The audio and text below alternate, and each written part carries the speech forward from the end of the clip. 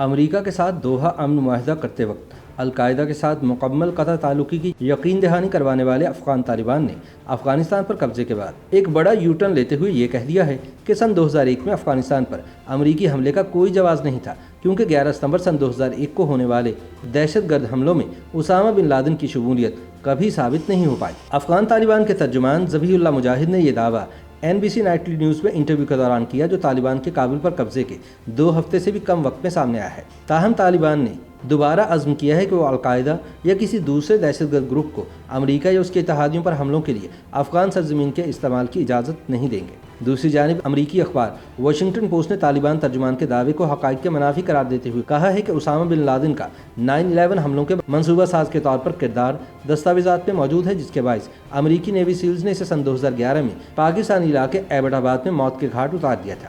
اس خفیہ امریکی آپریشن سے پہلے تک وہ دنیا کا انتہائی مطلوب ترین مفروض دہشت گرد قرار دیا جا چکا تھا۔ ذبیح اللہ مجاہد نے NBC نیوز کو بتایا کہ جب اسامہ بن لادن امریکیوں کے لیے مسئلہ بنا، اس وقت وہ افغانستان میں تھا، اگرچہ اس بات کا کوئی ثبوت نہیں کہ وہ 9/11 حملوں میں ملوث تھا، لیکن ہم نے وعدہ کیا ہے کہ افغانستان کی سرزمین کسی دوسرے ملک کے خلاف استعمال نہیں ہوگی۔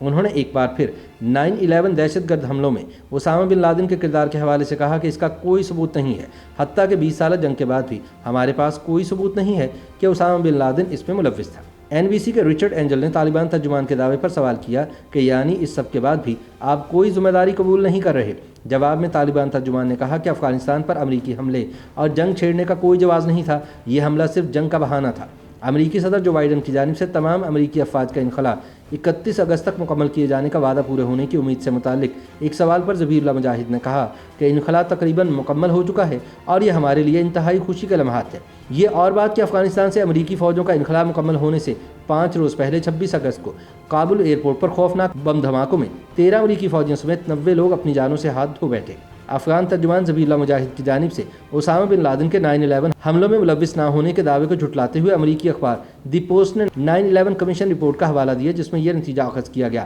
کہ 9/11 حملہ اسامہ بن لادن نے کرایا تھا۔ 9/11 رپورٹ کے مطابق ان حملوں کے لیے حتمی تیاریاں سن 2001 کی گرمیوں میں کی گئی، جبکہ افغانستان میں القاعدہ رہنماؤں میں اس حوالے سے اختلاف پایا جاتا تھا کہ حملہ کرنا چاہیے یا نہیں۔ افغانستان پر چڑھائی کرنے والی بش انتظامیہ نے الزام لگایا تھا کہ طالبان کی حکومت نے افغانستان میں اسامہ بن لادن کو محفوظ ٹھکانہ فراہم کیا۔ اس وقت کے امریکی صدر جارج ڈبلیو بش نے مطالبہ کیا تھا کہ طالبان اسامہ بن لادن کو امریکہ کے حوالے اور دہشت گردوں کے ٹریننگ کیمپس ختم کر دے۔ جب طالبان نے انکار کیا تو امریکی افواج نے افغانستان پر حملہ کر دیا اور طالبان کی حکومت ختم کر دی۔ تاہم طالبان کے خلاف 20 برس تک جاری رہنے والی جنگ میں شکست کے بعد اب امریکہ افغانستان سے نکل گیا ہے اور طالبان دوبارہ افغانستان پر قابض ہو چکے ہیں۔